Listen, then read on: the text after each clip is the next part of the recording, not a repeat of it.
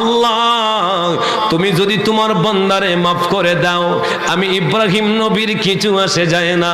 তুমি যদি তোমার বান্দারে শাস্তি দাও, তাহলে আমি ইব্রাহিমেরও কিছু আসে যায় না। নবী গো, কেন আপনি কান্দেন ইয়া রাসূলুল্লাহ? নবী বলেন, ও সাহাবীরা, ইব্রাহিম নবী উম্মতকে দুই ভাগ করে দিয়েছে, ঈসা নবী উম্মতকে আল্লাহকে দিয়ে দিছে, এই জন্য আমি কান্দি রে। আমার গুনাহগার উম্মতের হবে কি উপায়? ফাবাকা রাসূলুল্লাহ সাল্লাল্লাহু আলাইহি ওয়াসাল্লাম, আমার নবীজি চক্ষু মোবারকের পানিগুলা ছেড়ে দিয়ে নবী কান্দেন। আল্লাহ পাক বলে, জিবরাইল, হে জিবরাইল, আমার নবীর দরবারে যাও, ফাসআলহু হুয়া আ'লাম, নবীকে গিয়ে জিজ্ঞাসা করো নবী কেন কান্দে রে, নবী কেন কান্দে। ও এনায়েতপুর দরবারের বাইরা, নবী কেন কান্দে গো, আমার আল্লাহ জানে কি জানে না? আর জোরে জানে কি না?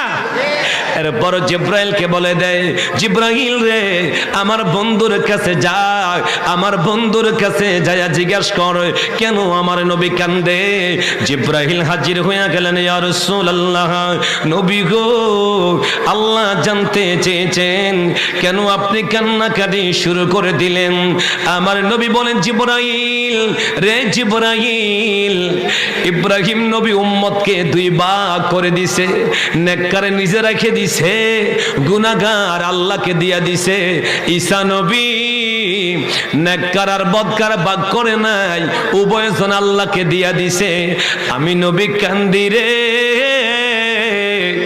আমি যদি নেককার রাইখা দেই, আমার গুনাহগাররা কার কাছে যাবে? কে তাদের জন্য সুপারিশ করবে? কে তাদের জন্য আল্লাহর দরবারে ওকালতি করবে? জিবরাইল ইব্রাহিম নবী উম্মতকে ভাগ করতে পারে, ঈসা নবী উম্মতকে আল্লাহকে দিয়া দিতে পারে। আমি নবী তোরে, আমার উম্মতকে গুনাহগারদেরকে আলাদা করতে পারি না। নবী উম্মতের দেওয়ানা, দেওয়ানা কিনা? জোরে কন্যা দেওয়ানা কিনা?